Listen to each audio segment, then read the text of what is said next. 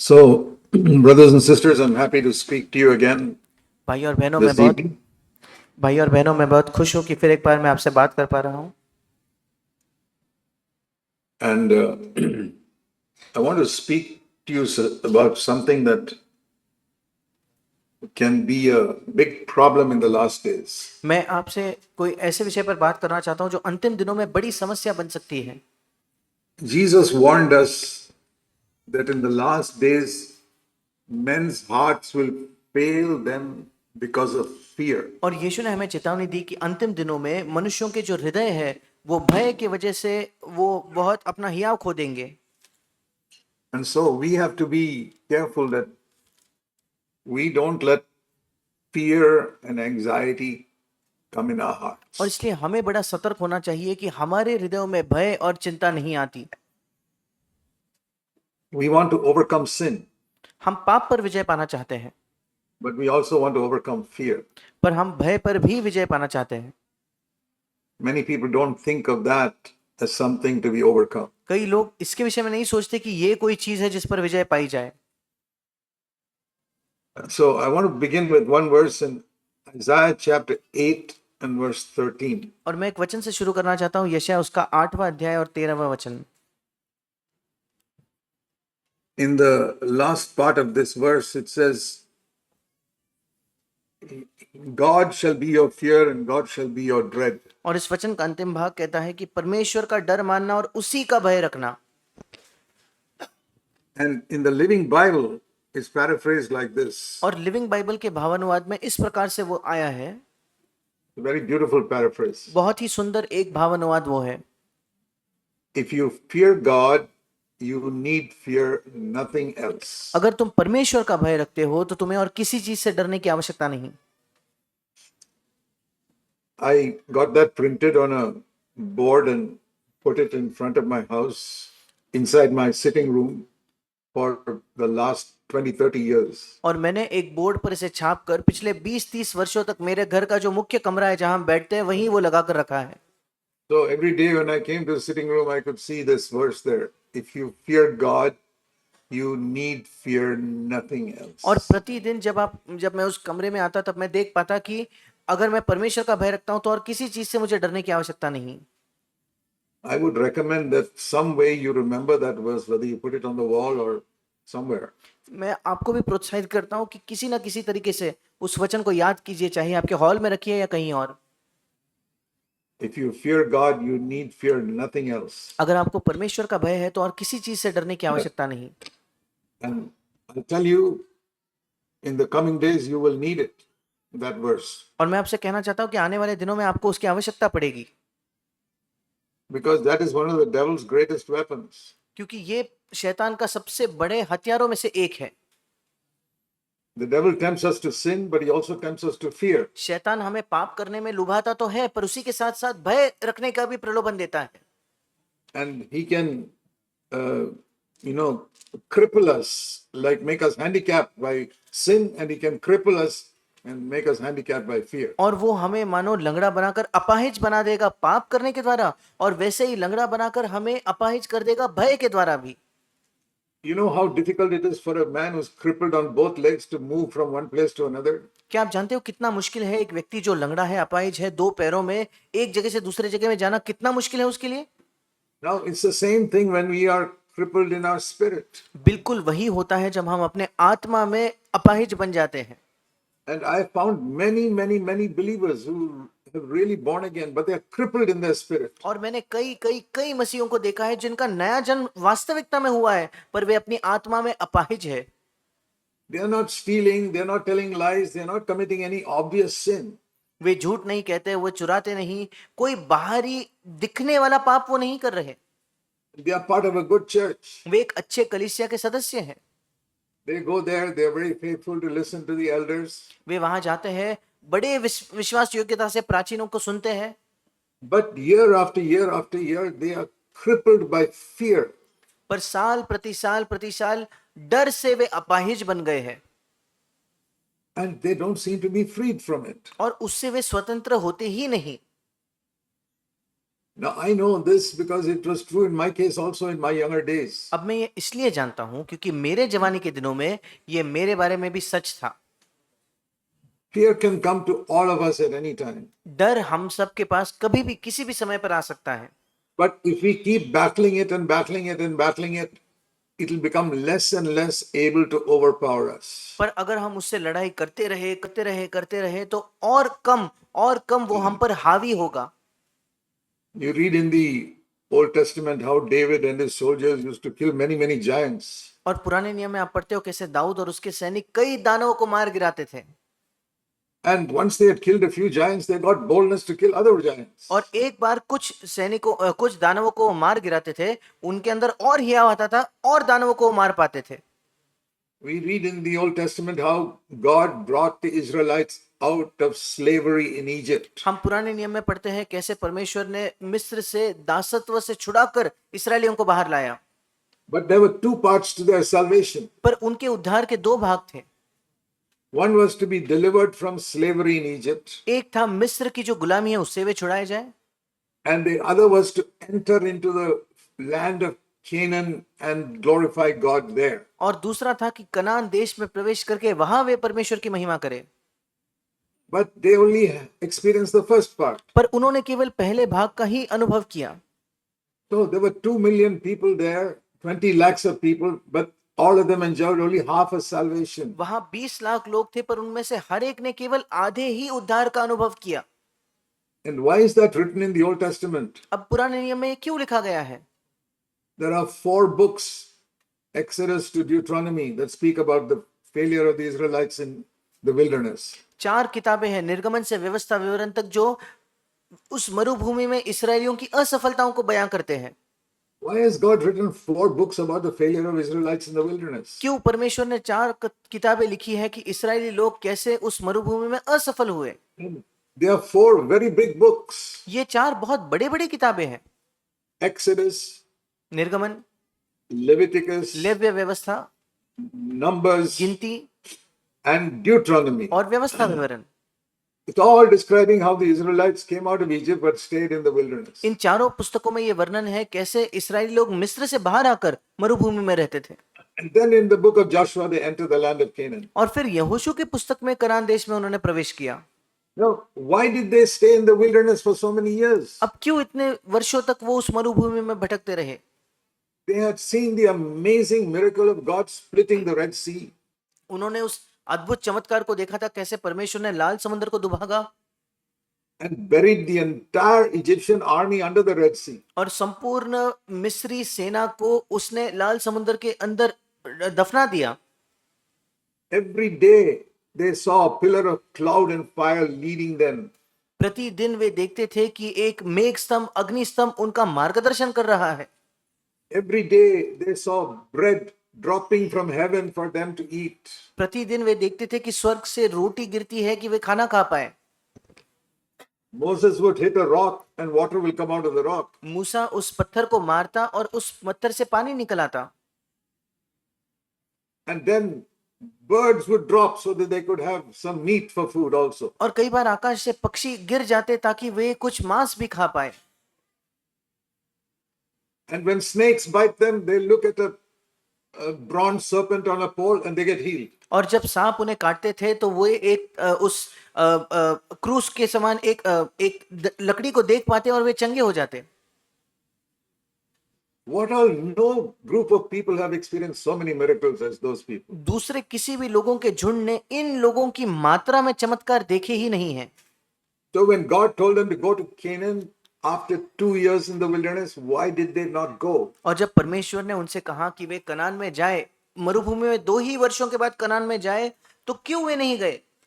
After seeing all these wonderful miracles that God did, ये सब अद्भुत चमत्कार देखने के बाद जो परमेश्वर ने किए। Egypt in those days was the most powerful nation in the world. उन दिनों मिस्र सबसे महान राज्य था, साम्राज्य था पृथ्वी का। Just like today, people think of America like that. जैसे आज लोग अमेरिका के विषय में सोचते हैं। Egypt was like that, only one nation, the most powerful in the world. मिस्र वैसे था, सबसे सामर्थ्यशाली एक राज्य था उस संसार में। And God delivered the Israelites from there and destroyed the Egyptian army. और परमेश्वर ने इस्राएलियों को वहां से बचाकर मिस्री सेना का नाश किया। So why should they be afraid of any other nation? फिर क्यों उन्हें किसी और देश से डरने की आवश्यकता है? But you know why they did not go in? पर क्या आप जानते हो वो क्यों अंदर नहीं जा पाए? One reason, एक ही कारण है, fear. भय। They sent some spies, you read in Numbers chapter 13, to go and check out the land. उन्होंने कुछ जासूस भेजे ताकि वे जाकर उस शहर को जांच पाए। In Numbers chapter 13. गिनती की पुस्तक उसके 13वें अध्याय में।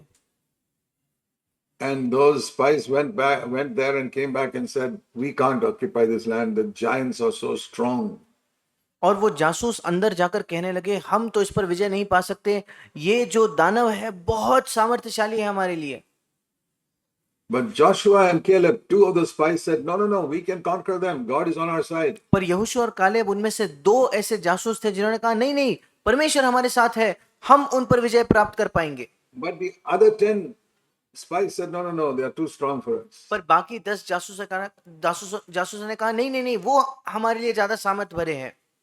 And I find the same thing today among Christians. और यही चीज मैं आज मसीहों में भी पाता हूं। 80-90% of Christians will say, no, we can't do that, it's dangerous. 80-90% मसीह यही कहेंगे, नहीं नहीं नहीं, हम वो नहीं कर सकते, उसमें बहुत खतरा है। So many things, there's fear. कई लोगों के बीच ये भय है। And the devil plants fear in the hearts of all believers if possible. और शैतान जो है सब विश्वासियों के हृदय में संभव हो तो भय को डालता है। If you read the Gospels, you see the number of times Jesus said, don't fear, don't fear, don't fear. अगर आप सुसमाचारों को पढ़ोगे तो आप देखोगे कितने बार यीशु कहता है कि डरो मत, डरो मत, डरो मत।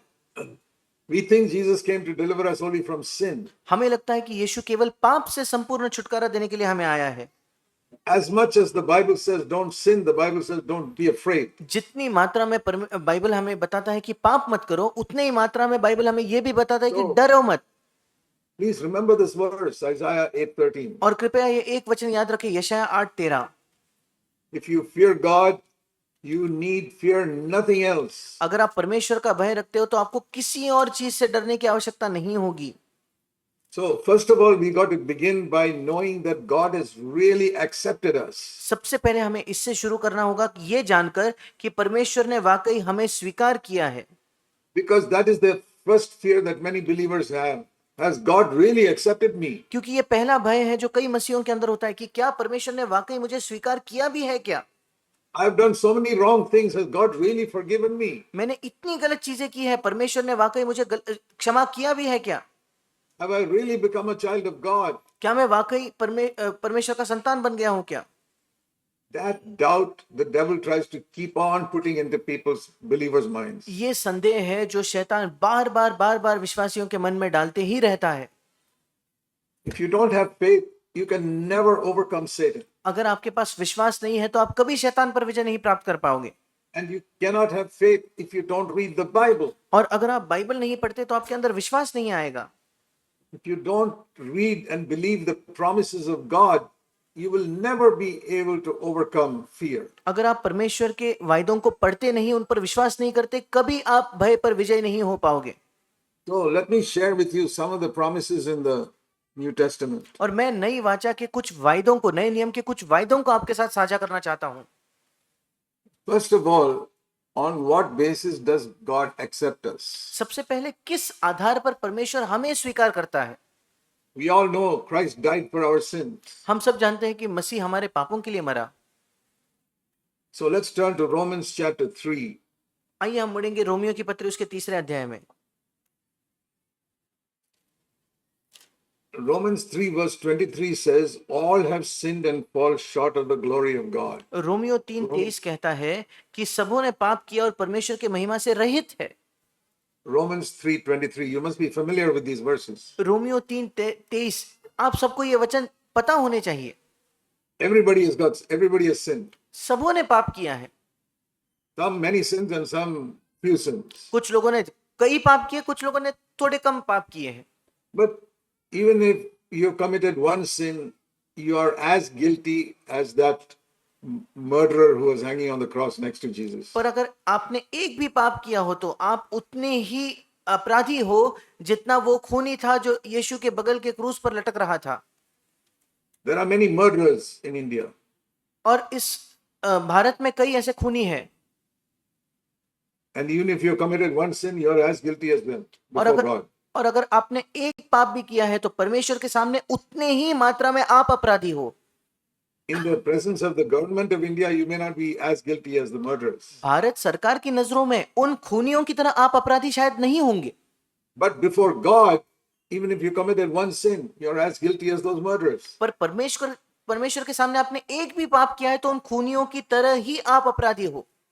Even our children, once they come to an age of understanding, they are guilty because of sin. हमारे बच्चे भी एक बार वो समझदारी की उस उम्र तक आ जाते हैं तो पाप की वजह से वे अपराधी है। So that is how all human beings are guilty before God. और सब मनुष्य परमेश्वर के सामने ऐसे ही अपराधी है। And we don't realize that because we got a wrong understanding of sin. और हमें इसका एहसास इसलिए नहीं होता क्योंकि हमें पाप की गलत समझ है। Now, I don't know whether if somebody asks you what is sin, और मैं नहीं जानता, अगर कोई आपसे आकर पूछे कि पाप क्या है, you may say, well, telling lies and killing people and things like that. और आप कहोगे झूठ कहना, लोगों की हत्या करना, ऐसी सारी चीजें। But can you tell me in one sentence what is sin? पर All sins. एक वाक्य में आप मुझे बता सकते हो कि पाप क्या है, सारे पाप क्या है? Turn to Romans 3:23. मेरे साथ निकालिए Romeo 3:23। It is not committing murder or telling lies. पाप का मतलब ये नहीं कि आप खून करते हो, झूठ कहते हो। Romans 3:23 is very clear. Romeo 3:23 बिल्कुल साफ है। All have sinned. सबने पाप किया। What does that mean? इसका मतलब क्या है? See the rest of that verse. उस वचन का अगला भाग देखिए। They have come short of the glory of God. वे परमेश्वर की महिमा से रहित है। That is the definition of sin. ये पाप की परिभाषा है। Not telling lies and cheating. झूठ कहना और धोखा देना नहीं। Coming short of the glory of God. परमेश्वर के महिमा से वंचित रहना, उससे रहित होना। That is the biblical definition of sin. ये बाइबल के अनुसार एक परिभाषा है पाप की। And we can understand that from the way our children go to school. और हम ये इससे भी समझ पाते हैं कैसे हमारे बच्चे स्कूल में जाते हैं। In many schools in India, the pass marks are 40%. Bharat में कई जो स्कूल है उनके जो पास मार्क्स है उसके लिए 40 नंबर चाहिए। If you get 40%, you get promoted to the next class in next year. अगर आपको 40% नंबर मिल जाते हैं तो अगले वर्ष आप अगली कक्षा में उत्तीर्ण हो जाते हो। If you get 39, you sit in the same class next year. अगर आपको 39 मिलते हैं तो उसी कक्षा में आपको अगले वर्ष फिर बैठना होगा। And if you get 0, also you sit in the same class. पर अगर आपको 0 मिले तब भी आपको उसी कक्षा में फिर बैठना होगा। So here is the one student who got 0 and another student who got 39. यहाँ एक बच्चा है जिसको 0 नंबर आए, दूसरा बच्चा है जिसको 39 मिले। But they are both sitting in the same class next year. पर दोनों के दोनों अगले वर्ष उसी कक्षा में बैठे हैं। Both have failed. दोनों के दोनों असफल हुए हैं। Now, we understand that in a school. आप एक स्कूल में से तो समझते हो।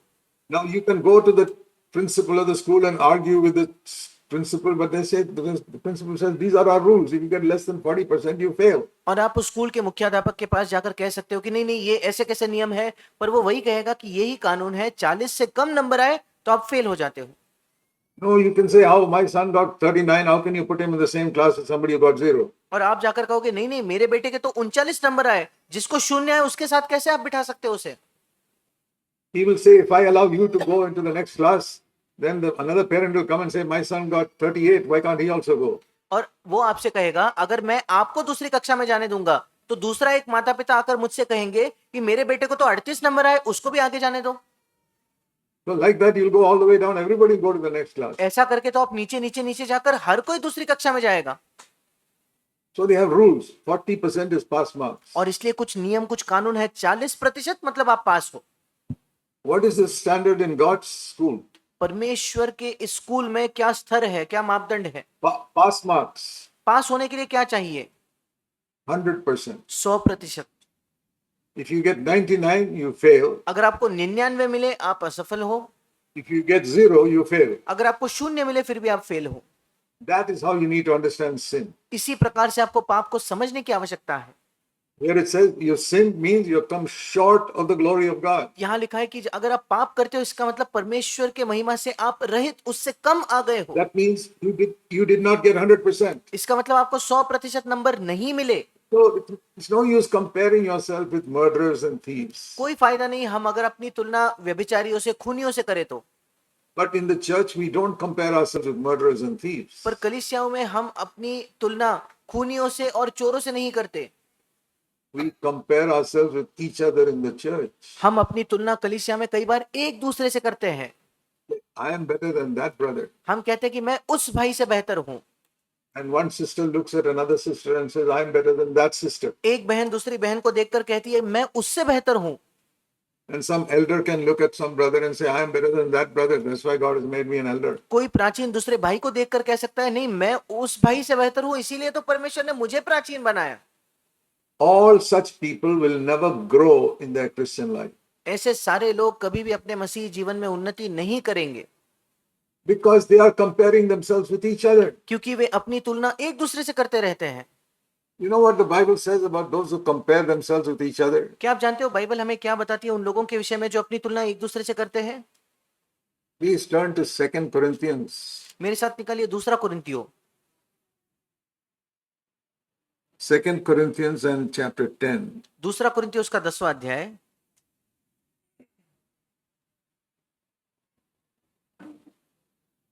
Second Corinthians chapter 10 and verse 12. दूसरा कुरिन्थियों उसका 10वां अध्याय और उसका 12वां वचन। We are not bold to like those who compare themselves with others. क्योंकि हमें ये साहस नहीं कि हम अपने आप को उनमें से ऐसे कुछ के साथ गिने या उनसे तुलना अपनी करें। In the last part it says, those who measure themselves with each other and compare themselves with each other are without understanding. और आखिरी भाग उसी वचन का कहता है कि अपने आप को आपस में नाप तोलकर एक दूसरे से मिलान करके मूर्ख ठहरते हैं। That is so clear. ये कितना साफ है। Those who measure themselves with each other, अगर आप अपनों को एक दूसरे के अनुसार परखते या जांचते हो तो spiritually they are fools. आत्मिक तौर पर वे मूर्ख है। How many fools are sitting here? यहां आज कितने मूर्ख बैठे हैं? All those who are comparing themselves with others and saying, I'm better than them. हर कोई जो अपनी तुलना दूसरे से देखकर करता है और कहता है मैं उससे बेहतर हूं। You may think yourself an elder, but God says you're a fool. आपको लगता होगा आप प्राचीन हो, पर परमेश्वर कहता है आप मूर्ख हो। Do you compare yourself with others? क्या आप अपनी तुलना दूसरों से करते हो क्या? I did that a lot in my younger days. मेरे जवानी के दिनों में मैंने बड़ी भारी मात्रा में किया है। God is my witness. I do not compare myself with anybody today. परमेश्वर मेरा गवाह है, आज मैं अपनी तुलना किसी और से नहीं करता। I do not consider myself better than any believer in any of our churches. मैं अपने आप को किसी भी अन्य विश्वासी से, हमारे किसी भी कलीसिया के किसी विश्वासी से बेहतर नहीं समझता। Because I'm not a fool. क्योंकि मैं एक मूर्ख नहीं हूं। I don't want to be a fool according to this verse. इस वचन के अनुसार मैं मूर्ख बनना भी नहीं चाहता। This is so clear. ये इतना साफ है। Who is a fool in the church? कलीसिया में मूर्ख कौन है? According to this verse, those who compare themselves with each other. इस वचन के अनुसार वे जो अपनी तुलना एक दूसरे से करते हैं। If you want to stop growing spiritually, do that. Don't just keep on comparing yourself with others. अगर आप चाहते हो कि अपनी आत्मिक उन्नति हो तो ये कर दीजिए, अपनी तुलना दूसरों से करना बंद कर दीजिए। So, dear brothers and sisters, please don't do that. Stop it from today. मेरे प्रिय और भाइयों और बहनों, ऐसा ना करें, आज से रोक दे। And I'll tell you one thing: the devil will try his best to make you keep on doing it. और मैं आपको ये भी बताना चाहता हूँ, शैतान अपनी सर्वश्रेष्ठ कोशिश करेगा कि आपको इसी आदत में जारी रखे। And especially if you're a very gifted speaker or gifted elder, oh, you're in great danger. और विशेषकर अगर बड़े वरदान पाए हुए आप एक प्राचीन हो या वरदान पाए हुए प्रचारक हो तो जरूर आप इस बड़े खतरे में हो। A lot of preachers have lost their anointing and power because they compare themselves with other preachers. कई प्रचारकों ने अपने अभिषेक को, अपने सामर्थ को खो दिया है क्योंकि वे अपनी तुलना दूसरे प्रचारकों से करते हैं। I am better than that person. मैं उस व्यक्ति से बेहतर हूं, Or people esteem me more than they esteem that person. या लोग मेरा अधिक सम्मान करते उस दूसरे व्यक्ति से भी बढ़कर। Dear brothers and sisters, मेरे प्रिय भाई और बहनों, if you want to compare yourself with anybody, अगर please compare yourself with the Lord Jesus Christ. अगर आप अपनी तुलना किसी से भी अगर करना चाहते ही हो तो अपनी तुलना प्रभु यीशु मसीह के साथ करें। Then you will have no problem with pride. फिर आपको घमंड के साथ कोई समस्या नहीं होगी। I made the same mistake in my younger days. मैंने अपने जवानी के दिनों में यही गलती की है, But I learned one secret of the Christian life. पर मैंने मसीह जीवन के एक रहस्य को सीख लिया And I want to teach you that secret today. और मैं आपको भी आज वो रहस्य सिखाना चाहता हूं। Turn with me to Hebrews chapter 11. मेरे साथ निकालिए इब्रानियों उसका 11वां अध्याय। Hebrews 11 is a tremendous chapter of the great miracles God did for many people in the Old Testament. इब्रानियों 11वां अध्याय एक अद्भुत अध्याय है, उन सारे अद्भुत चमत्कारों को वर्णन करता है जो परमेश्वर ने इस्राएलियों के लिए किए। It describes there how God delivered people from Egypt through the Red Sea. वहां इसका वर्णन है कैसे परमेश्वर ने मिस्र देश के मिस्रियों से लाल समुद्र के द्वारा इस्राएलियों को बचाया। How he shut the mouths of lions in the Old Testament when Daniel was in the lion's den. उसने पुराने नियमों में सिंहों के मुंह को बंद किया जैसे दानियल उस सिंहों के मांद में था तब। How people were raised from the dead by Elijah and Elisha. कैसे लोग जो है मरे हुए में से जी उठे एलिशा के द्वारा, एलिया के द्वारा। And some amazing miracles written in Hebrews 11. इब्रानियों 11 में कुछ अद्भुत ऐसे चमत्कारों का वर्णन है। What greater miracle is there than being raised from the dead? Hebrews 11:35. मरे हुओं में से जिलाए जाने से बढ़कर कौन सा चमत्कार हो सकता है? इब्रानियों 11:35। And then it says in the last verse, फिर अंतिम वचन में लिखा है, God has provided something better for us. परमेश्वर ने हमारे लिए पहले से एक उत्तम बात ठहराई है। How do you understand that? God has provided something better for you than you going and raising a dead person. आप इसको कैसे समझते हो कि परमेश्वर ने आपके लिए इससे भी बढ़कर एक बात ठहराई है, और वो कौन सी बात है? मरे हुओं में से किसी को जिलाने से भी बढ़कर कोई बात। Elijah and Elisha raised the dead.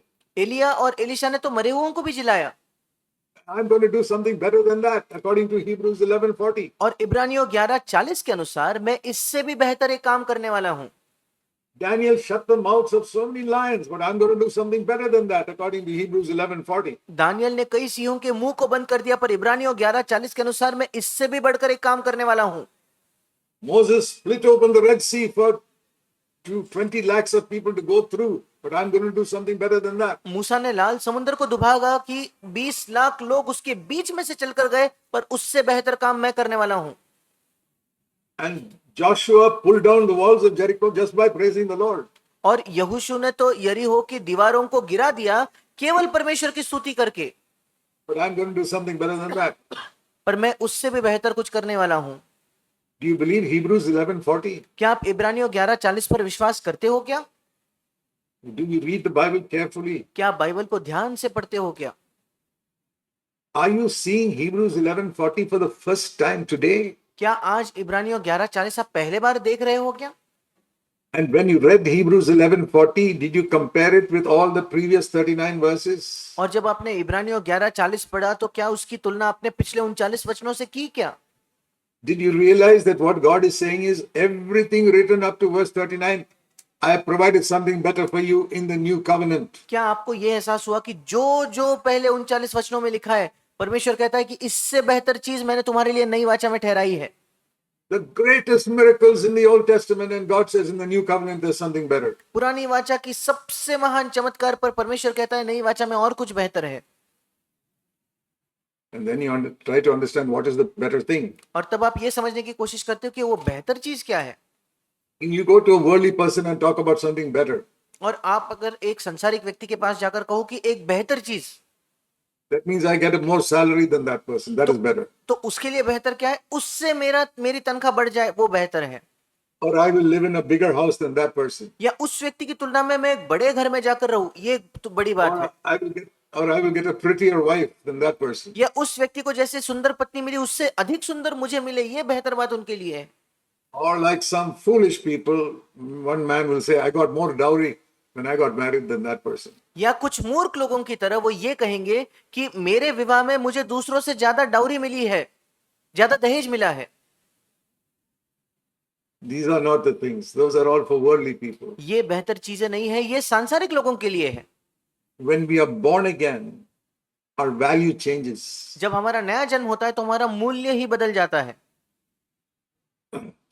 It's, like something like the difference between a pig and a human being. ये बिल्कुल ऐसा है कि एक सुअर और मनुष्य के बीच का अंतर। You see what all things the pig eats. और आप देखिए सुअर क्या क्या खाता है। How is it you have no desire to eat those things which the pig is eating? ये कैसा संभव है कि आपके अंदर कोई इच्छा ही नहीं है वो सब खाने की जो एक सुअर को खाना पसंद है। I don't have to pull you back when you're not from going and eating what the pigs are eating. और मुझे कभी आपको खींच के पीछे नहीं खींचना पड़ेगा क्योंकि आप जाकर कोई सुअर का खाना नहीं खा रहे हो कि जहां से मैं खींच के लाऊं आपको। Oh, you yourself will run away from it. नहीं, आप खुद वहां से भाग जाओगे। That is how a godly person will run away from all these worldly attractions. एक ईश्वरीय व्यक्ति इन संसार की आकर्षणों से ऐसे ही भागेगा। All the worldly people running after all these worldly things are just like pigs going after what they eat. सारे संसारिक लोग जब इन संसारिक चीजों के पीछे दौड़ते हुए बिल्कुल वैसे ही सुअरों के समान है जो उनका भोजन करने जा रहे हैं। If you become like them, you're like a pig. अगर आप वैसे बन जाओ तो आप भी सुअर के समान हो। We are not to be pigs. We are to be sons and daughters of the living God. पर हम सुअरों के समान नहीं है, हमें जीवित परमेश्वर के पुत्र पुत्रियां बनना है। So, what is the better thing that the Lord has provided for अब वो us? बेहतर चीज क्या है जो परमेश्वर ने हमारे लिए ठहराई है? Not that they raised one person from the dead and I will raise 10 people from the dead. That is not the better thing. ये नहीं कि उन्होंने मरे हुए में से एक को जिलाया तो मैं मरे हुए में से 10 को जिलाऊंगा, ऐसा नहीं। No. नहीं। Now listen to the better thing and you'll be very surprised. अब सुनिए बेहतर चीज क्या है और आप बड़े आश्चर्यचकित रहोगे।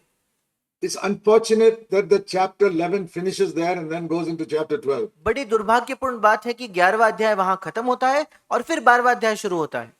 I want to tell you, when Hebrews was first written, it was not divided into chapters. मैं आपको बताना चाहता हूं, जब पहले बार इब्रानियों लिखा गया तो उसका अलग अलग अध्यायों में अलगाव नहीं किया गया था, उसको नहीं बांटा गया था। No book in the Bible was divided into chapters and verses. Bible की कोई भी पुस्तक अध्यायों में और वचनों में बांटी नहीं गई थी, अलग नहीं की गई थी। That was made by man 300-400 years ago just to help us to access a verse quickly. Bible खत्म होने के 300-400 वर्षों बाद मनुष्य ने किया ताकि हम जल्दी से कोई वचन निकाल पाए। So after the Bible was printed in 400 years ago, then they did all this so that we can refer to it easily. और जब बाइबल छापी गई पहले बार तो फिर ये चीजें की गई ताकि हम आराम से अलग अलग वचनों को देख पाए। So there's no end of the chapter in the original Hebrews, in Hebrews 11:40. और जो असली इब्रानियों है, इब्रानियों की पत्री है, उसमें इब्रानियों 11:40 पे कोई खत्म नहीं हुआ है वो बात। It just goes to the next verse. वो केवल आगे अगले वचन की ओर जाता है। God has provided something better for us, Hebrews 11:40. इब्रानियों 11:40 परमेश्वर ने हमारे लिए पहले से एक उत्तम बात ठहराई है। And the better thing is this. और वो बेहतर चीज ये है, We must run the race, chapter 12, verse 1. इब्रानियों 12:1, हमें उस दौड़ को दौड़ना है Looking at Jesus. यीशु को देखते हुए। This is the better thing. ये वो बेहतर चीज है। What is better than raising the dead and shutting the mouths of lions? मरे हुओं को जिलाना और सियों के मुंह को बंद करने से बेहतर क्या है? Seeing Jesus in our spirit. यीशु को अपनी आत्मा में देख पाना। Seeing Jesus in which way? यीशु को किस प्रकार से देखना? In two ways. दो तरीकों से। One, how he endured the cross, despised the shame. It's written there in verse 2. Endured the cross, despised the shame for 33.5 years. सबसे पहला तो जो दूसरे वचन में लिखा है, कैसे उसने उस लज्जा को उसकी चिंता नहीं की और उसको सह लिया, उस निंदा को सह लिया पहले 33 वर्षों में अपने जीवन के। And endured the cross. और और वहां लिखा उसने क्रूस के दुख सहा। Did you understand that? Jesus endured the cross and despised the shame. और उसने लज्जा की कुछ चिंता न कर, लज्जा को तुच्छ जानकर क्रूस का दुख सहा। क्या आपको ये समझा है क्या?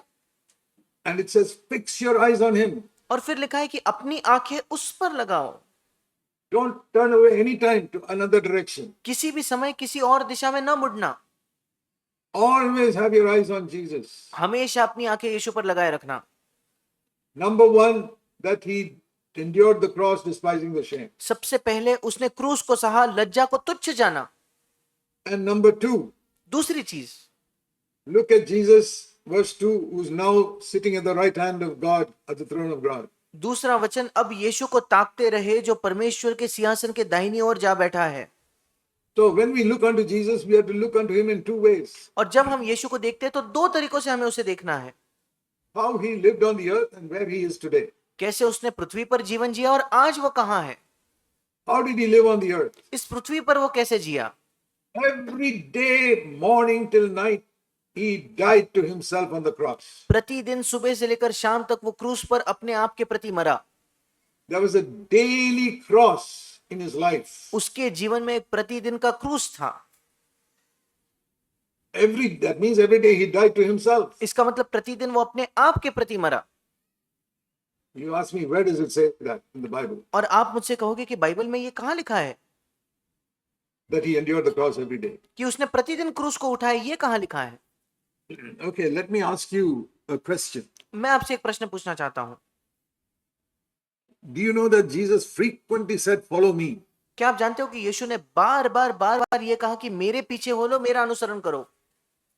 That means he will never ask us to do something that he never did himself. इसका मतलब यीशु हमसे कभी कोई ऐसी चीज करने को नहीं कहेगा जो उसने स्वयं ना की हो।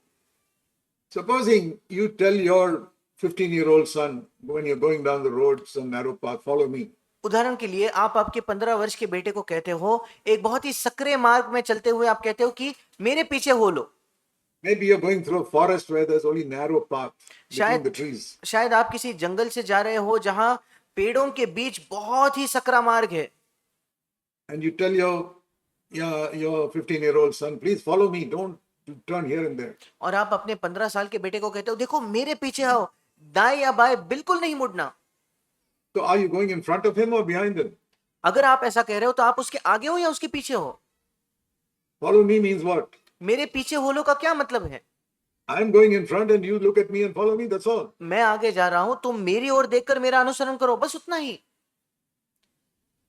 So Jesus said, follow me many times. और यीशु ने मेरा अनुसरण करो ये कई बार कहा। Okay, here is one time where he said, follow me. और ये एक वाक्य है जहां यीशु ने कहा मेरा पीछा करो। Supposing you're leading your son through the forest. सोच कर देखिए, आप अपने पुत्र को उस जंगल से चला रहे हो। And at one place you have to go through the water in a small drain there. और वहां कोई नाले में पानी के द्वारा, पानी से होकर अगर आपको जाना हो तो।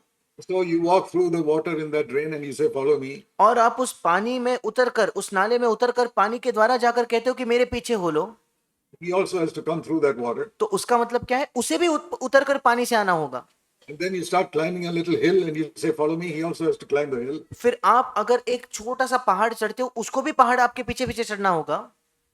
And then if you have to go through a little ditch, he'll also follow you into the ditch. और फिर अगर आपको एक गड्ढे से होकर जाना है तो उसको भी गड्ढे से होकर आपके पीछे आना होगा। Follow means you got to follow. Wherever you are going, your son has to follow. That's the meaning of follow. पीछे होना, अनुसरण करना, मतलब आप जहां जहां जाते हो आपके बेटे को पीछे होना है। And even if you're going through some dangerous path, he's got to follow you in that dangerous path. और अगर आप कोई खतरे से भरे मार्ग से जा रहे हो तो उस खतरे से भरे मार्ग में भी उसको आपका अनुसरण करना है। Follow means wherever you go, your son must go behind you. अनुसरण का मतलब आप जहां कहीं जाओ आपका पुत्र आपके पीछे पीछे आएगा। That is the meaning of follow me.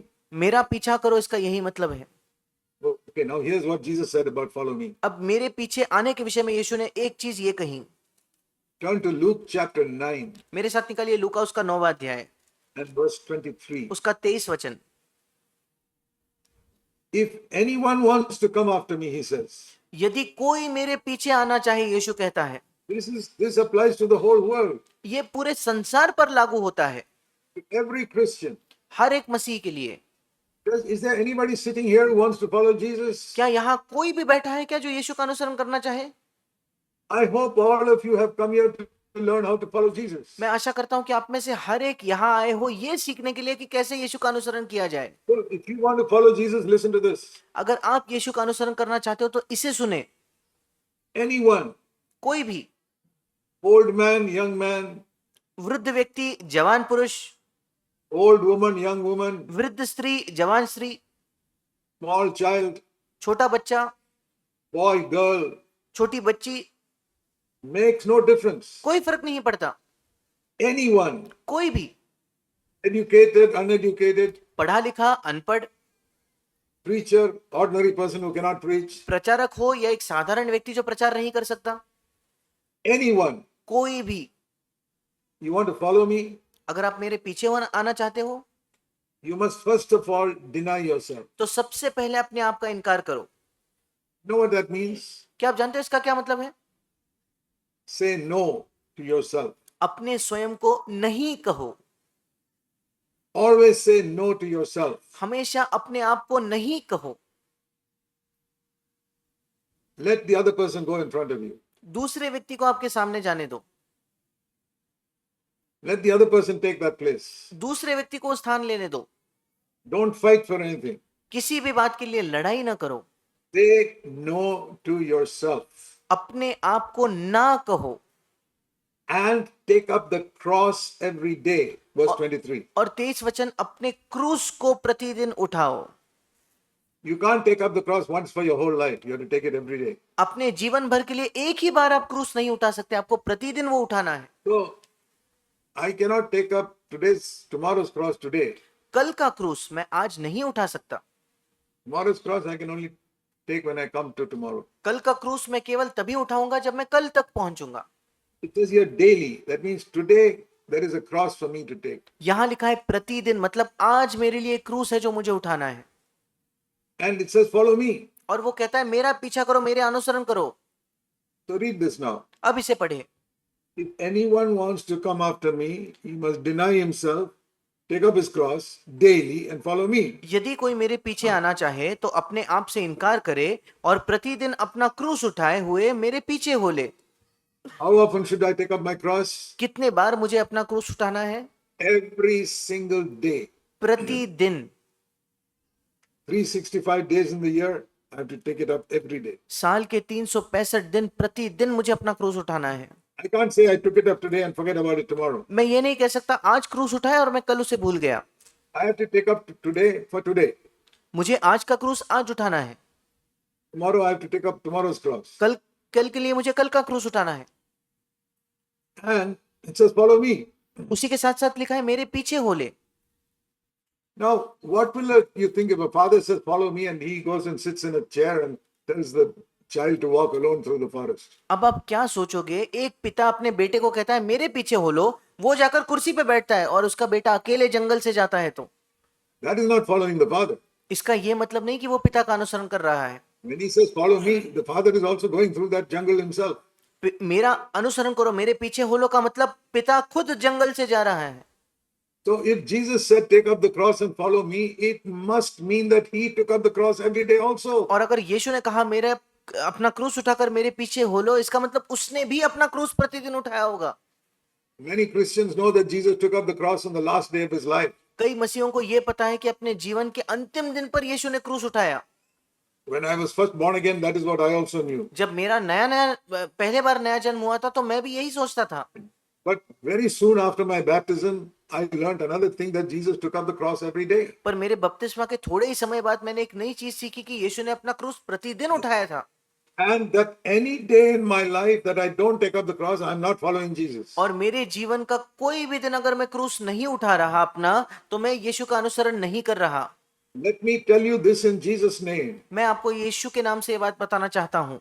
Any day in your life that you don't die to yourself, you are not following Jesus. आपके जीवन के कोई भी दिन अगर आप अपने आप के प्रति नहीं मर रहे तो आप यीशु का अनुसरण नहीं कर रहे। Husband and wife, how should you start your day? पति और पत्नी अपने अपने दिन की शुरुआत कैसे करनी है? From the morning, decide to take up the cross throughout the day. सुबह से तय कर लीजिए कि आप अपना क्रूस दिन भर उठाओगे। What does it mean to take up the cross? अब क्रूस उठाने का क्या मतलब है? See, so many people hang a cross around the neck, and that's what they think is taking up the cross. और कई लोग अपने गले के इर्द गिर्द एक क्रूस टंगा देते हैं और उन्हें लगता है उन्होंने क्रूस उठा लिया है। That is an easy cross to take. ये तो बड़ा आसान क्रूस है उठाना। Taking up the cross means to die to yourself. क्रूस उठाना मतलब अपने आप के प्रति मरना। If you were living in Israel 2000 years ago, अगर 2000 वर्षों पहले आप इसराइल में जीते तो, and you saw a man carrying a cross and going, और अगर आप देखते कि एक व्यक्ति क्रूस उठाकर चल रहा है, not only Jesus, many people, the Romans would kill people by making them carry the cross. केवल यीशु ही नहीं, रोमी लोग कई लोगों की ऐसे ही हत्या करते थे। पहले उनसे क्रूस उठवाते थे और फिर उनकी हत्या करते थे। They would take them, carry the cross and take them up to some place and then nail them there and crucify them. और वे लोगों से कहते कि अपना क्रूस उठाकर एक हिस्से तक चलो, वहां जाकर उनको क्रूस पर खिलों से ठुकवा कर उन्हें क्रूस पर चढ़ाकर मारते थे। And that was a very common sight in Israel, just like it's a common sight for you to see cycles and motorcycles on the road. और इस्राएल में ये इतनी आम बात थी एक व्यक्ति को क्रूस उठाए घूमता देखना, जितना आज हमारे सड़क पर कोई साइकिल या गाड़ी जितना हम आम तौर पर देखते हैं। Every child has seen cycles and motorcycles on the road. हर एक बच्चे ने भी सड़क पर एक साइकिल देखी होगी, मोटरसाइकिल देखी होगी, Every day. प्रतिदिन। And in Israel, every day children saw somebody carrying the cross and going on the road. और इस्राएल में भी प्रतिदिन बच्चे देखते थे कि कोई क्रूस उठाकर सड़क पर चल रहा है। So when Jesus said, take up the cross daily, everybody knew what he meant. और जब यीशु ने कहा अपना क्रूस प्रतिदिन उठाओ, हर कोई जानता था उसका क्या मतलब है। It is as easy to understand as somebody saying, take a bicycle and ride on the road. ये उतना ही आसान है समझना अगर कोई व्यक्ति आपसे ये कहे कि एक साइकिल उठाकर सड़क पर चलो। Everybody understands what it means. Cycle चलाना क्या है, हर एक को समझ में आता है। Take up the cross and follow. क्रूस उठाकर चलो, अनुसरण करो। That means be ready to die. इसका मतलब ये है मरने के लिए तैयार हो जाओ। To die to self अपने आप के प्रति मरना every day. प्रतिदिन। If I died to myself yesterday, that's not good enough for today. अगर मैं अपने आप के प्रति कल मरा तो वह आज के लिए पर्याप्त नहीं है। I have to take up the cross today. मुझे अपना क्रूस आज उठाना है। And how do I get strength to follow it? और To take up the cross? कैसे मुझे सामर्थ्य मिलती है कि मैं अपने क्रूस को उठाऊं? By looking at Jesus. Lord, you did that every day in your life. यीशु को देखकर कि प्रभु तूने अपने जीवन में प्रतिदिन यही किया। That is, it's so easy when you have an example. बहुत आसान होता है जब आपके लिए एक उदाहरण है। You know, the father can be a good example to his children if he asks the children to do exactly what he's doing. एक पिता अपने बच्चों के लिए एक बहुत अच्छा उदाहरण हो सकता है अगर वो अपने बच्चों को वही करने को कहे जो वो खुद कर रहा है।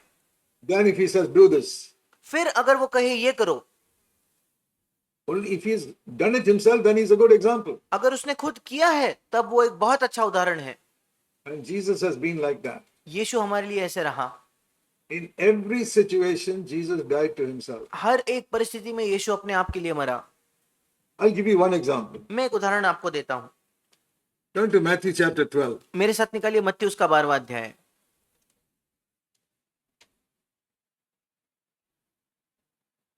Here we see Jesus doing a very, very good thing. यहां हम देखते हैं कि यीशु ने एक बहुत बहुत अच्छी चीज की। One of the greatest miracles he did. सबसे महान चमत्कारों में से एक जो यीशु ने किया। Matthew chapter 12 verse 22. मत्ती उसका 12वां अध्याय 22वां वचन। There was a demon possessed person brought to him who was blind and mute. एक अंधे गूंगे को जिसमें दुष्ट आत्मा थी उसके पास लाया गया। Now we have seen many people who are blind. अब हमने कई लोगों को देखा है जो अंधे हैं। We have seen many people who are dumb. हमने कई लोगों को देखा है जो गूंगे हैं। And I've also seen many people who are demon possessed. और मैंने कई लोगों को देखा है जो दुष्ट आत्मा ग्रस्त है। But I've never seen a person who is blind and dumb and demon possessed. पर मैंने कभी किसी व्यक्ति को नहीं देखा जो अंधा भी है, गूंगा भी है और दुष्ट आत्मा ग्रस्त भी है। Have you ever seen a person who's blind and dumb? क्या आपने कभी ऐसे व्यक्ति को देखा है जो अंधा भी है, गूंगा भी है? Here is a person who's blind, dumb and demon possessed. यहाँ एक व्यक्ति है जो अंधा है, गूंगा है और दुष्ट आत्मा ग्रस्त है। It was one of the most terrible cases that Jesus healed. ये सबसे बदतर एक मामला था जिसको यीशु ने कभी चंगा किया, And Jesus, with one word, healed him. और यीशु ने एक वचन से उसे चंगा कर दिया। He could see वो देख पाया, and he could speak, वो बात कर पाया, and the demon left his self. और दुष्ट आत्मा उसे छोड़ दिया। In a moment, 3 miracles. एक क्षण में 3 चमत्कार। And people who knew this sick person for so long said, this is an amazing miracle. और जो लोग इस बीमार व्यक्ति को लंबे समय से जानते थे, उन्होंने कहा यह अद्भुत चमत्कार है। And they said in verse 23, this must definitely, Jesus must be the son of David. 23 वचन में वे कहने लगे, निश्चित ये दाऊद की संतान है। See, all those Jews were waiting for the son of David, the Messiah, to come and deliver them. सारे यहूदी लोग इंतजार कर रहे थे कि दाऊद का पुत्र आएगा, उन्हें छुड़ाएगा। And they said, this must be the person, see what he can do. और उन्होंने कहा, देखो यही वो व्यक्ति है, देखो वो क्या क्या कर सकता है। There were some religious people there called Pharisees. पर वहां कुछ धर्मी लोग थे जिनका नाम फरीसी था। Those are the preachers of those days. ये उन दिनों के प्रचारक थे। Who used to get up in their temple or their church, whatever they call church, synagogue, and preach there. उन दिनों में वो जिन चीज को वो कलीसिया कहते थे, आराधनालय, वहां खड़ा होकर वे प्रचार करते थे। And they were very respected by the people. और वे लोगों के द्वारा बहुत आदर किया जाता था उनका। But they could do nothing for this poor suffering man. पर वो इस बेचारे बीमार व्यक्ति के लिए, पीड़ा सहने वाले व्यक्ति के लिए कुछ नहीं कर पाए। They could not preach to him वे उससे प्रचार नहीं कर पाए, because he probably could not even hear anything. क्योंकि शायद वो कुछ सुनता भी नहीं होगा। He could not hear, he could not see, he could not speak. वो सुन नहीं पाता था, बोल नहीं पाता था और देख नहीं पाता था। He could not do anything. वो कुछ नहीं कर पाता था। And here in one moment Jesus sets him free. और एक क्षण में यीशु उसे छुड़ा देता है। Everybody in that town was happy उस नगर का हर एक व्यक्ति खुश था, except the Pharisees and the preachers. फरीसी और प्रचारकों को छोड़।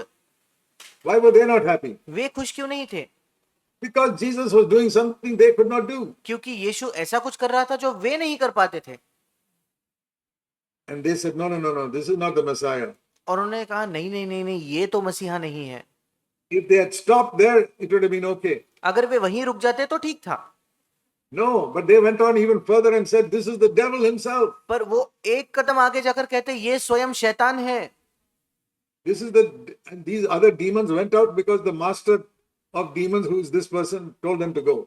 और ये दूसरे दुष्ट आत्माएं इसलिए गए क्योंकि दुष्ट आत्माओं का सरदार जो ये स्वयं है, इसने उन्हें जाने को कहा।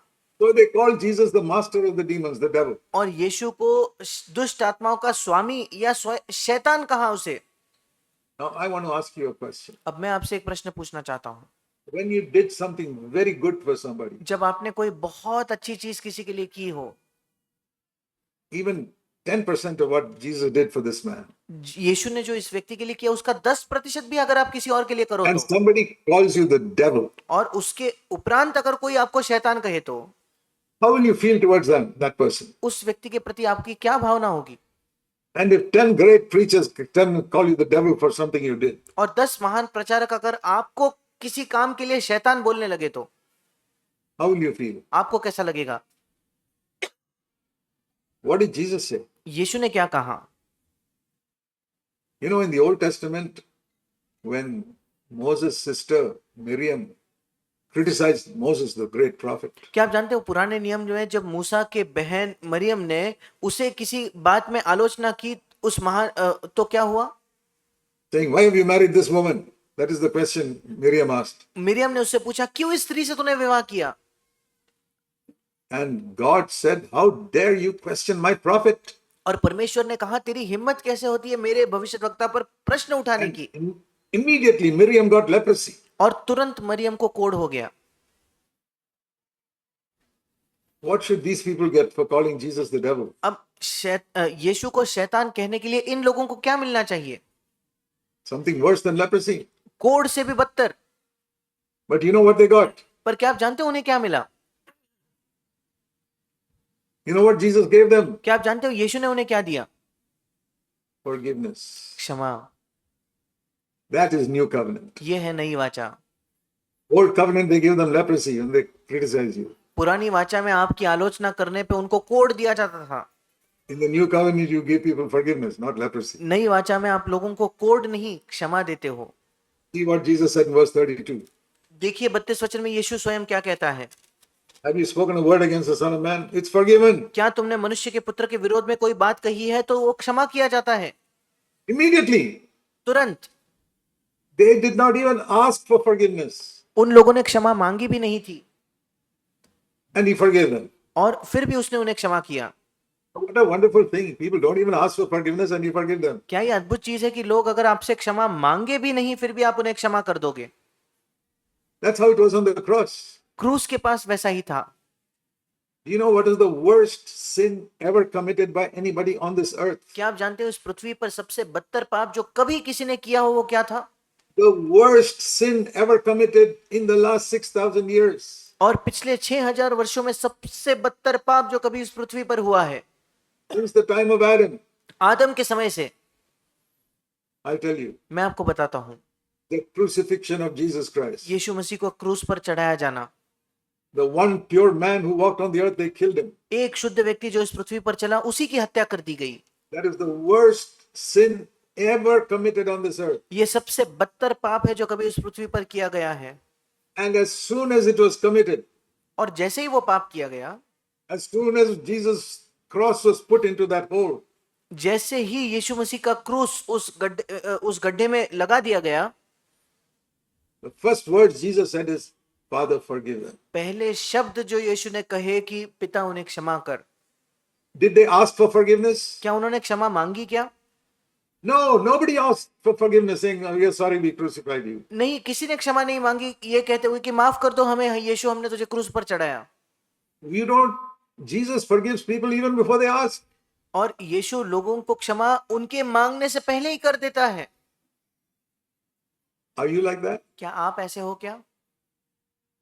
Can you forgive people before even they ask for forgiveness? लोग आपसे आकर क्षमा मांगे उससे पहले आप उन्हें क्षमा करते हो क्या? I have learnt by looking unto Jesus to forgive people even before they ask. मैंने यीशु को देखकर यह सीखा है कि लोग मुझसे क्षमा मांगने से पहले मैं उन्हें क्षमा कर दूं। But not only before they ask, पर उनके मांगने से ही पहले केवल नहीं, even before they have done the crime, I can forgive them. उन्होंने कुछ गलत मेरे खिलाफ किया, कोई अपराध करने के पहले ही मैं उन्हें क्षमा कर सकता हूं। You say, how do you do that? और आप कहोगे कि हम ये कैसे कर सकते हैं? Read Matthew 12 verse 32 carefully. मत्ती 12:32 को बड़े ध्यान से पढ़े। Whoever speaks a word against the Son of Man, it shall be forgiven him. जो कोई मनुष्य के पुत्र के विरोध में कोई बात कहेगा उसका ये अपराध क्षमा किया जाएगा। That is the future. ये भविष्य की बात है। He's saying, tomorrow if somebody speaks against me, वो कह रहा है कि कल कोई अगर मेरे विरोध बात करे तो I'm forgiving him now itself. मैं उसे आज ही अभी क्षमा कर देता हूं। Next year, if somebody speaks against me, I'm forgiving him now. अगले वर्ष अगर कोई मेरे खिलाफ कुछ कहे तो मैं अभी उसे क्षमा कर देता हूं। Next 2,000 years, if anybody speaks against me, I'm forgiving him now. That's what Jesus said. यीशु ने कहा अगले 2000 वर्षों तक कोई मेरे खिलाफ कुछ कहे तो मैं उसे अभी क्षमा करता हूं। Can you follow Jesus like that? क्या आप यीशु का ऐसा अनुसरण कर सकते हो क्या? I've done it. मैंने ये किया है। I've said, Lord, for the rest of my life, and even after I die, if anybody speaks or does anything against Zach Punan, he's forgiven right now. मैंने कहा है प्रभु मेरे जीवन भर के लिए और मेरे मृत्यु के बाद भी अगर कोई जैक बुनन के खिलाफ कुछ भी कहे तो अभी के अभी उसे मैं क्षमा कर देता हूं। Whether he cheats me, steals my money, or robs me, or hurts me, or whatever he does, he's forgiven right now. वो मुझे धोखा दे, मेरे पैसे चुरा ले, मेरे खिलाफ कोई चोरी कर ले, मुझे चोट पहुंचाए, जो कुछ करना है करे, मैं अभी उसे क्षमा कर देता हूं। That is called future forgiveness. इसको कहते हैं भविष्य की क्षमा। That is why I am a very happy man. इसी वजह से मैं एक बहुत खुश व्यक्ति हूं। Because I've already forgiven everybody. क्योंकि मैंने सबों को क्षमा कर दिया है। All the people who did harm to me in the past are all forgiven. All the people who will do harm to me in the future are also forgiven. अतीत में जितने लोगों ने मेरे खिलाफ कोई बुराई की है मैंने उन्हें क्षमा कर दिया है और भविष्य में भी जो कोई मेरे खिलाफ बुराई करेगा उन्हें भी मैंने क्षमा कर दिया है। Why do I do this? क्यों मैं ये करता हूं? Because I love God and I fear God. क्योंकि मैं परमेश्वर से प्रेम करता हूं और उसका भय मानता हूं। Now, when I say fear God, it means a respectful fear, not a fear that God will harm me. अब जब मैं कहता हूं परमेश्वर का भय मानना, ये एक आदर पूर्वक भय है, ना कि ये भय कि नहीं नहीं परमेश्वर तो मेरी कोई हानि कर देगा। When it says, if you fear God, you need fear nothing else. जब हमने वो वचन पढ़ा कि अगर तुम परमेश्वर का भय मानो तो तुम्हें किसी और चीज से डरने की जरूरत नहीं। What type of fear is it? किस प्रकार का भय का जिक्र है वो? Listen to me. मुझे सुने। There are two types of fear. दो प्रकार के भय होते हैं। One is the fear that God may hurt me. एक भय तो ये है कि परमेश्वर कहीं मुझे चोट ना पहुंचाए। The other fear is that I may hurt God. दूसरा भय ये है कि कहीं मैं परमेश्वर को चोट ना पहुंचाऊं। How do I hurt God? कैसे मैं परमेश्वर को चोट पहुंचा सकता हूं? How does a son hurt his father? कैसे एक पुत्र अपने पिता को चोट पहुंचा सकता है? By doing something so bad that the father gets a bad name. और इतना कुछ बुरा कर देना जिससे पिता का ही बुरा नाम हो जाए, उसका नाम खराब हो जाए। Supposing a son goes and commits adultery, he's hurting his father's name. सोच कर देखिए, एक पुत्र जाकर व्यभिचार करे तो वो अपने पिता का नाम अपमानित कर रहा Or if है। the son goes and commits murder, he's hurting his father. अगर एक बेटा जाकर खून करता है तो वो अपने पिता को तकलीफ दे रहा है, चोट पहुंचा रहा Because है। the father loves him so much. क्योंकि पिता उससे इतना प्रेम करता है। You can hurt the heart only of somebody who loves you. आप केवल उसी के हृदय को चोट पहुंचा सकते हो जो आपसे प्रेम करता है। You don't hurt your neighbor, you hurt your father when you do something wrong. जब आप कुछ गलत करते हो तो आप अपने पड़ोसी को नहीं चोट पहुंचा रहे, आप अपने पिता को चोट पहुंचाते हो। So I say, Lord, I don't want to hurt you. और मैं कहता हूं, प्रभु मैं तुझे चोट नहीं पहुंचाना चाहता। So my fear of God is not the fear that he will hurt me. और मेरे लिए परमेश्वर का भय ये नहीं कि वो मुझे चोट पहुंचाए। He loves me so much, he will never hurt me. वो मुझसे इतना प्रेम करता है, वो मुझे कभी चोट नहीं पहुंचाएगा। But I may hurt him पर मैं उसे चोट पहुंचा सकता हूं by something I think or speak or do. मैंने कुछ सोचा उससे, मैं कुछ बोल दूं उससे, मैंने कुछ कर दिया तो, Some sin, कोई पाप, then I can hurt my loving father. और मैं अपने प्रेमी पिता को चोट पहुंचा सकता हूं। That is the fear I have. ये भय मेरे अंदर है। So if I fear God like this, अगर मैं परमेश्वर का इस प्रकार से भय मानूं तो Isaiah 8:13 says, I don't have to fear anything else in the world. यशायाह 8:13 कहता है कि मुझे संसार में किसी और बात से डरने की आवश्यकता नहीं। I don't fear that the government will come and question me, why did I convert somebody to Christ? मुझे इस बात का डर नहीं कि सरकार आकर मुझसे ये पूछे क्यों क्यों किसी व्यक्ति को तुमने मसीह में लाया। God will stand by me. परमेश्वर मेरी ओर से खड़ा होगा। Okay, they may put me in jail. ठीक है, वो मुझे जेल में ही तो डालेंगे। How many first 300 years, many Christians were put to jail. पहले 300 वर्षों में कितने मसीहों को जेल में डाल दिया गया। Paul was put in jail, Peter was put in jail. पौलुस को बंदी गृह में डाला गया, पतरस को बंदी गृह में डाला गया, All the disciples were put in jail. सारे शिष्यों को भी बंदी गृह में डाल दिया गया। It's a great honor if you put me in jail for the sake of preaching about Jesus Christ. और मैं कहूंगा बड़े आदर की बात है अगर यीशु मसीह का प्रचार करने के लिए अगर मुझे बंदी गृह में डाल दिया जाए तो। That is like giving me Bharat Ratna. ये तो बिल्कुल ऐसा होगा मानो कोई मुझे भारत रत्न दे दे। Better than that. उससे भी बढ़कर ये है, Suffering for the sake of Jesus Christ. यीशु मसीह के लिए पीड़ा सहना। What greater honor is there in the world? इस पृथ्वी पर इससे बड़ा आदर है ही क्या। Putting a crown on my head is useless compared to that. मेरे सिर पर मुकुट चढ़ाना तो बिल्कुल फिजूल है इसके तुलना में। We don't fear anything. हम किसी चीज से नहीं डरते। We fear to sin and displease God. हम पाप करने से डरते हैं, परमेश्वर को अप्रसन्न करने से हम डरते हैं। So dear brothers and sisters, और मेरे प्रिय भाई और बहनों, so many things may happen in the world in the coming days in the world. इस पृथ्वी में आने वाले दिनों में संसार में कई चीजें होंगी And we cannot predict how bad it will be in the coming days. और हम ये भी नहीं अनुमान लगा सकते कि आने वाले दिनों में कितना बुरा होगा। Let me show you this verse in closing. मैं अंत में आपको ये वचन दिखाना चाहता हूं। Luke chapter 21. लूका रचित सुसमाचार 21 अध्याय And verse 26. उसका 26 वचन। Luke 21:26. Luka 21:26। It says, men will faint from fear when they see the things that are coming upon the world. और यहां लिखा है कि भय के कारण और संसार पर आने वाली घटनाओं की बाट देखते देखते लोगों के जी में जी न रहेगा। इंग्लिश में लिखा है मानो He's वे talk- अपना होश खो देंगे। that people are going to faint from fear when they think of what all is going to happen in the world. और जब लोग सोचेंगे कि आगे संसार में क्या होगा, सोच कर ही वो मानो अपने होश खोकर बेहोश होकर गिरेंगे। He's speaking about the last days. और यहाँ यीशु अंतिम दिनों की बात कर रहा है। And we are beginning to see those days in India और हम आज भारत में वो अंतिम दिन देखने लग गए हैं। and all over the world. और It will be the same. संपूर्ण संसार में भी ऐसा ही है। What should I do? मुझे क्या करना है? Should I cover my head and go and hide myself? क्या मुझे अपना सिर ढककर कहीं जाकर See, छुपाना verse है क्या? 20 Jesus told us what to do in verse 26. देखिए यीशु ने हमसे क्या करना है वो कहा है 26 वचन में। When these things begin to take place, straighten up and lift up your head. 28 वचन, माफ कीजिए, जब ये बातें होने लगे तो सीधे होकर अपने सिर ऊपर उठाना And say, Lord, I'm looking for your coming. You're coming soon. और कहिए प्रभु मैं तेरी बाट जो रहा हूं, तू जल्द आने वाला है। Because it says here, your redemption is drawing near. क्योंकि यहां लिखा है कि तुम्हारा छुटकारा निकट होगा। I'm going to be delivered. Christ is coming back. मेरा छुटकारा होने वाला है, मसीह लौटने वाला है। So we must never hang our head in fear. और हमें कभी भी भय से अपना सिर छिपाना नहीं है। The Lord will stand with us wherever we go. प्रभु हमारे साथ खड़ा होगा, हम जहां कहीं जाएंगे।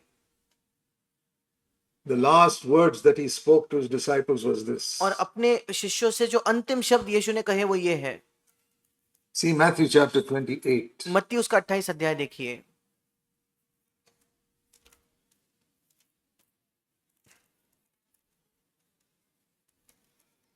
Verse 19. उसका 19 वचन। Go and make disciples in every country. इसलिए तुम जाओ, सब जातियों के लोगों को चेला बनाओ। In India, भारत में, every part of India, go and make disciples of Jesus Christ. Bharat के हर भाग में जाकर यीशु के शिष्य बनाओ। Every country in the world, go and make disciples of Jesus इस Christ. संसार के हर देश में जाकर शिष्य बनाओ। Why do we do that? हम ये क्यों करते हैं? Not primarily because they are all going to hell. प्राथमिक तौर पर इसलिए नहीं कि वे सब नर्क में जा रहे हैं। No, but because verse 18, Jesus has got all authority in heaven and earth and he has told us to do it. नहीं, बल्कि 18 वचन कहता है क्योंकि स्वर्ग और पृथ्वी का सारा अधिकार यीशु को दिया गया है, इसलिए हमें जाकर वो करना है। Verse 18, it says, therefore go. That means there's a reason why he tells us to go. 18 वचन कहता है इसलिए तुम जाओ, मतलब 19. माफ कीजिए, हिंदी में लिखा 19 वचन, इसलिए तुम जाओ मतलब कोई कारण है क्यों हमें जाना है। What is the therefore? वो इसलिए मतलब क्या कारण है? It's not saying people in the world are dying and going to hell, therefore go. That's not what he says. वो ये नहीं कहता कि अरे संसार के लोग तो मरकर नरक में जा रहे हैं इसलिए तुम जाओ। That is what people preach today. आज लोग ऐसा प्रचार करते हैं, That is not what I preach. पर मैं ये प्रचार नहीं करता And that's not what Jesus said. और यीशु ने भी ये नहीं कहा। Jesus said in verse 18, all authority in heaven and earth is given to me, therefore you go and preach. यीशु ने 18 वचन में कहा स्वर्ग और पृथ्वी का सारा अधिकार मुझे दिया गया है, इसलिए तुम जाओ और प्रचार करो। So I don't go and preach because people are going to hell. और मैं इसलिए जाकर प्रचार नहीं करता कि लोग नरक में जा रहे हैं। And I'm not going there to preach to take people to heaven. और मैं वहां इसलिए भी जाकर प्रचार नहीं कर रहा कि लोगों को स्वर्ग ले जाऊं। I'm going and preaching because Jesus has got all authority in heaven and earth. मैं जाकर प्रचार इसलिए करता हूं क्योंकि स्वर्ग और पृथ्वी का सारा अधिकार यीशु के पास है। And he has told me to make disciples and baptize them. और उसने मुझे कहा है कि मैं शिष्य बनाऊं और उनका बपतिस्मा दूं। And he's told me, verse 20, to teach them every single thing that he taught me. और उसने मुझे 20 वचन में कहा है कि मैं उन्हें हर वो बात मानना सिखाऊं जिसकी आज्ञा यीशु ने दी है। I only preach what Jesus has taught me. That's all. मैं केवल वही प्रचार करता हूं जो यीशु ने मुझे सिखाया है।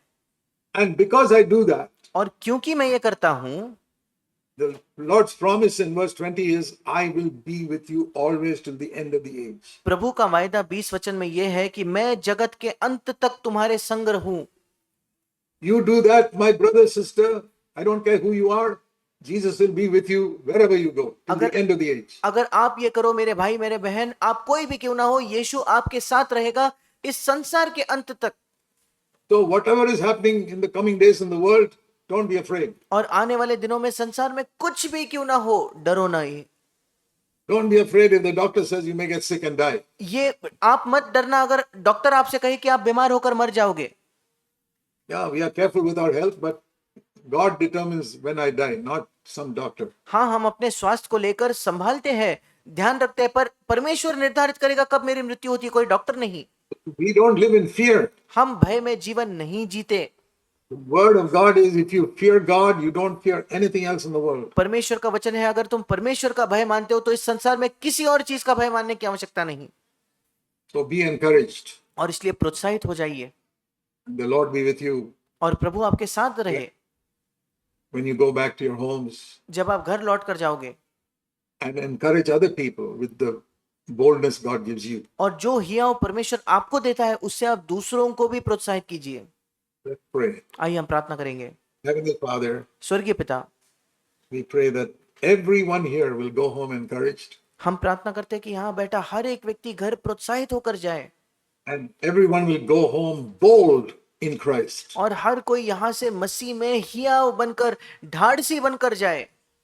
Fill us with the Holy Spirit and the spirit of boldness, हमें तेरे पवित्र आत्मा से और इस हियाव के ढाढ़स की आत्मा से भर दे, and deliver us from all fear, और हमें सारे भय से मुक्त कर, because you said, I will be with you always. क्योंकि तूने कहा प्रभु कि मैं सदा जगत के अंत तक तुम्हारे साथ रहूंगा।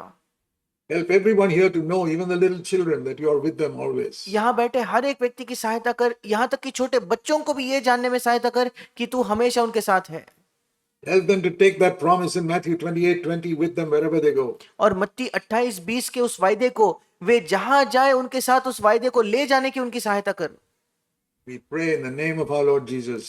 हमारे प्रभु यीशु मसीह के नाम से हम मांगते हैं, Amen. आमीन।